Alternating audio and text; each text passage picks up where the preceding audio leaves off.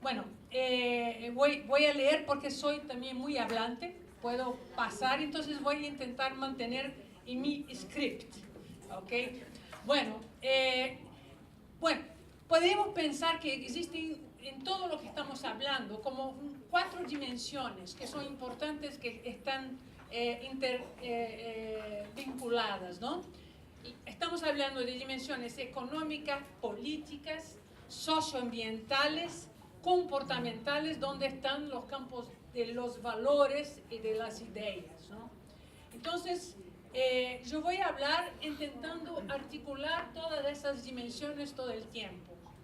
El tema de las decisiones económicas, como las compañeras ya hablaron, estamos viviendo un tiempo de renovación de patrón del sistema vigente que está siendo dominado, o está siendo, perdón, denominado por la directora del Fondo Monetario Internacional, Christine Lagarde, como la nueva economía. Hace poco en Washington tuvo el encuentro anual de las instituciones financieras multilaterales, donde Lagarde hablaba todo el tiempo, en todos los espacios, del mantra de la nueva economía.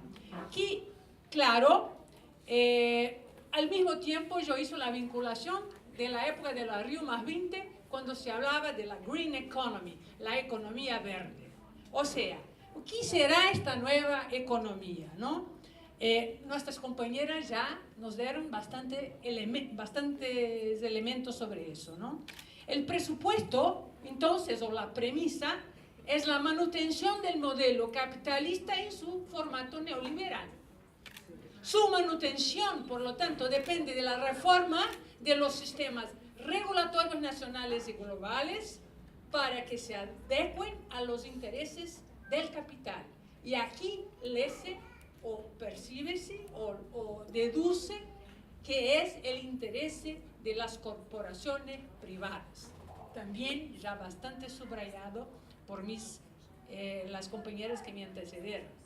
Actúan directamente con el apoyo de los estados nacionales que, fragilizados, pasan a depender del capital privado a través del formato que no es tan nuevo, pero está renovado, de la alianza público-privada, ¿no? Hay una discusión, nuestras compañeras todas hablaron de la captura del Estado. Hay otra visión, que el Estado no está capturado, pero el Estado está funcional a los intereses del capital, lo que sea. Según los dueños del poder, la salida para crisis socioambiental es, por lo tanto, la nueva economía que viene con un manto con una propuesta de solución que es vía tecnología, internet, e-commerce, todo eso viene por detrás de la inteligencia artificial, y así va. Por lo tanto, de un lado, la solución que uno encuentra cuando está en la discusión del cambio climático, por ejemplo, las grandes empresas están presentando como solución más tecnología, y ahí la invención es como un mar de propuestas que parecen absolutamente surreales, ¿no? Y por otro lado, solicitando y presionando por menos Estado, más mercado, menos Estado. Y así sigue, ¿no? Bueno, claro, eso todo de menos Estado significa, concretamente en nuestros países, flexibilización del trabajo, readecuación de las leyes nacionales para la adopción de este nuevo mercado, ¿no? Entonces, lo que estamos viviendo ahora es un desempleo masivo que va a empeorar. Y eso la directora del Fondo Monetario todo el tiempo decía: tenemos que encontrar la solución para el desempleo masivo. Desempleo masivo porque la tecnología que ya está, la inteligencia artificial ya está en nuestras vidas. Cada uno que está con su celular, está haciendo los textos, eso es inteligencia artificial. Y se va a empeorar, se va a intensificar más en nuestras vidas. Y muchos de esos empleos que existen hoy van a desaparecer. Desaparecer, desempleo. Ahí la solución del Fondo Monetario, Fondo y Banco Mundial, el salario único universal, el colchón para adecuar, porque el sistema tiene que mantenerse. Entonces, una política que fue utilizada ampliamente en Brasil, por ejemplo, con la Bolsa Familia, ¿no? Pasa a ser una idea universalizada como colchón, porque no va a tener lugar en empleo, en nada para esas personas. Pero esas personas tienen que consumir, tienen que mantener el sistema funcionando. Por lo tanto, la idea que viene de las instituciones financieras multilaterales para enfrentar la crisis es exactamente esa idea del salario único universal. Bueno, las políticas, otras políticas que entran en nuestros países, ¿no? Todos nuestros países están viviendo a la política de austeridad fiscal. Aquí en Argentina, en Brasil, el gobierno golpista de Temer empezó inmediatamente a aprobar una ley de austeridad fiscal congelando por 20 años los gastos primarios. Fora Temer. Bueno, eso significa ampliación de desigualdad, impacto directo en la población pobre. ¿Quién es la población pobre de Brasil? Por ejemplo, son las mujeres, son los pueblos indígenas, son la población que vive en la floresta, los campesinos, y además de eso, como la compañera añadió acá con toda propiedad, son las mujeres negras, son las mujeres, los jóvenes negros que sufren la violencia todo el día, a cada día en la vida en Brasil, ¿no? Bueno, la desigualdad de los países, como ya fue también subrayado acá, ¿no? Mira, Europa como está en términos de los países europeos, la crisis europea, el Brexit, ¿no? Do punto de vista político, da-se un desmantelamiento total del estado de bienestar social, que es una referencia de los países, de los gobiernos populares, democráticos, sudamericanos, latinoamericanos, que miraban la socialdemocracia como salida, no lo tienen más, ¿no? Se acabó, ¿no? Observamos, por lo tanto, una quiebra radical del pacto democrático republicano burgués nacido en la revolución burguesa. Estamos viviendo el revés, el reflujo de la historia de la construcción republicana en el mundo. Y este pacto que se ve, por ejemplo, con la extrema derecha asumiendo todo el poder en Europa y en Estados Unidos la elección de un tipo ultraderecha, nacionalista, proteccionista, patriarcal, racista, homofóbico, xenófobo y claramente expreso en la American First. Eso es. Ese es el dibujo que yo percibo del mundo, ¿no? Para que esa nueva economía ocurra, entonces, estos gobiernos conservadores son funcionales y permeables. Utilizan el miedo como justificativa para la pérdida de derechos, para acciones xenófobas contra procesos migratorios generados por la guerra y por la intensificación del cambio climático, generados por el mismo modelo que defienden. La guerra al terrorismo, el cierre de las fronteras, el narcotráfico y la reducción de los espacios de ejercicio democrático son consecuencias concretas en el día a día de las mujeres, de los jóvenes, de las personas pobres de nuestros países. Los países en desarrollo, como reflejo de esa tendencia mundial y pelo agotamiento del modelo económico político implementado por los gobiernos progresistas, democráticos y populares, conservadores en sus estrategias económicas, y, porém, con algunas políticas públicas que permitieran inclusión por medio de la renta, ¿no? Pasan a vivir el reflujo político también. Pierden las elecciones para partidos conservadores de extrema derecha, con gobiernos de derecha, quer por la vía electoral, quer por golpes de Estado. Argentina, Honduras, Paraguay, Brasil.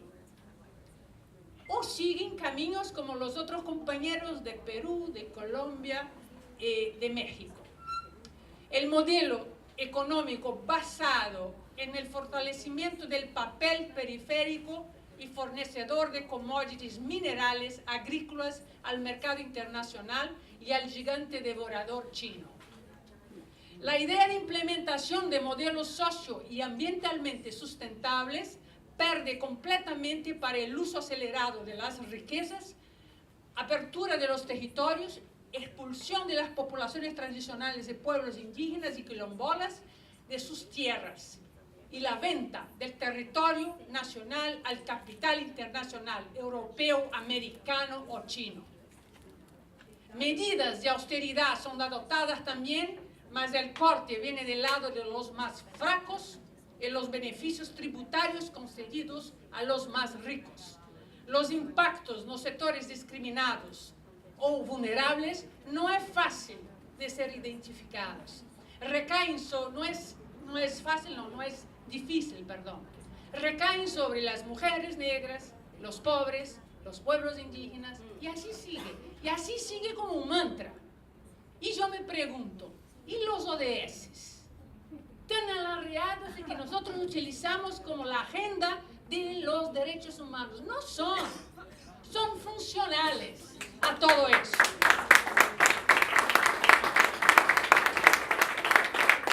Del lado político, las tradiciones de participación, de apertura de datos e informaciones inauguradas desde los últimos 30 años empiezan a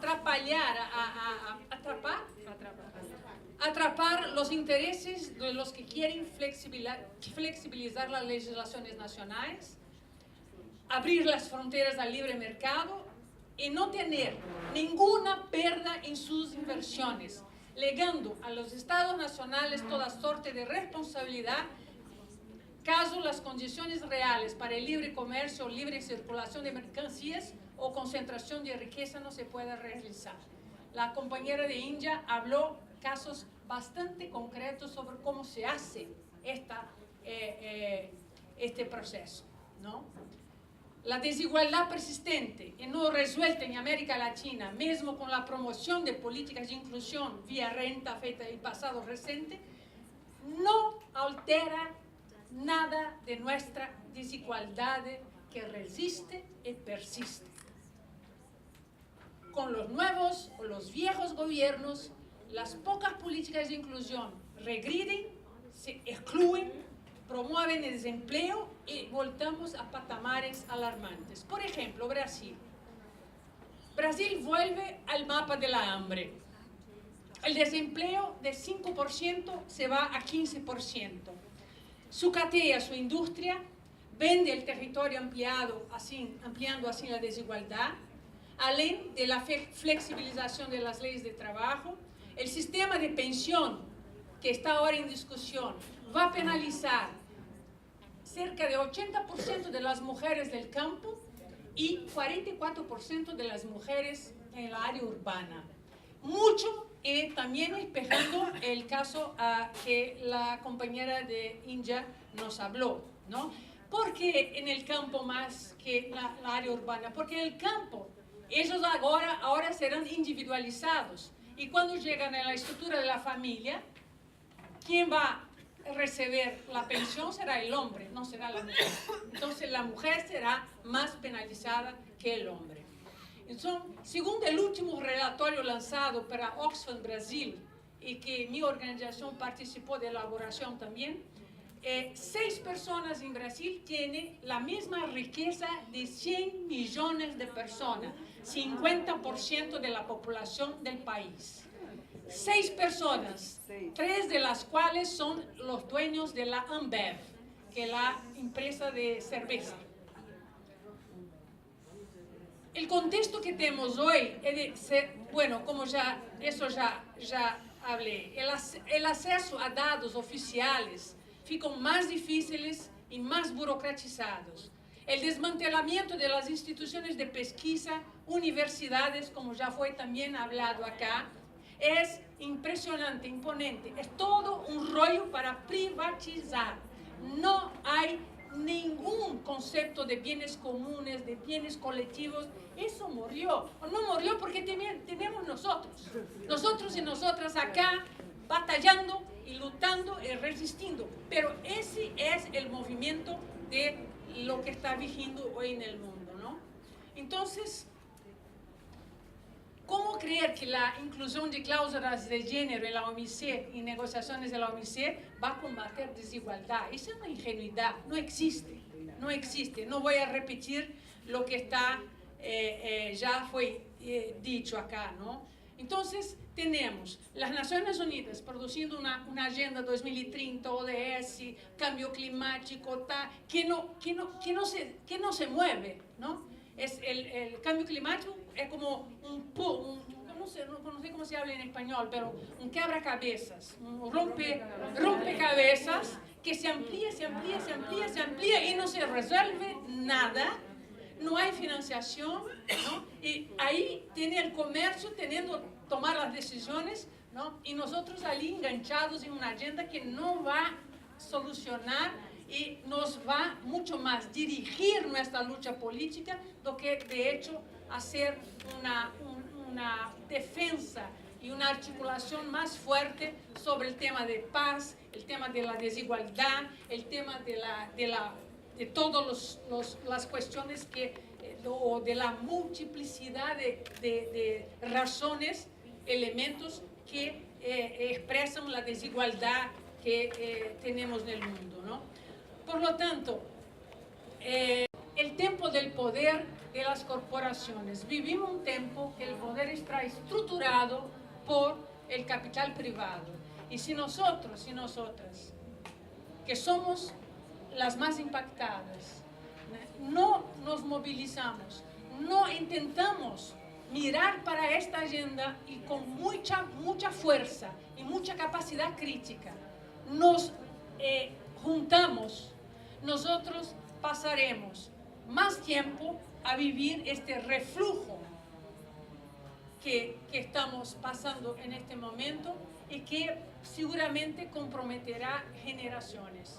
Entonces, depende de nosotras y nosotros, de los jóvenes que están acá, de los viejos, de las viejas que somos nosotras, hacer esta política de resistencia, porque tenemos que estar, como diría el cantante y compositor brasileño Milton Nascimento, tenemos que estar, el artista y el activista, tenemos que estar donde el pueblo está. Muchas gracias.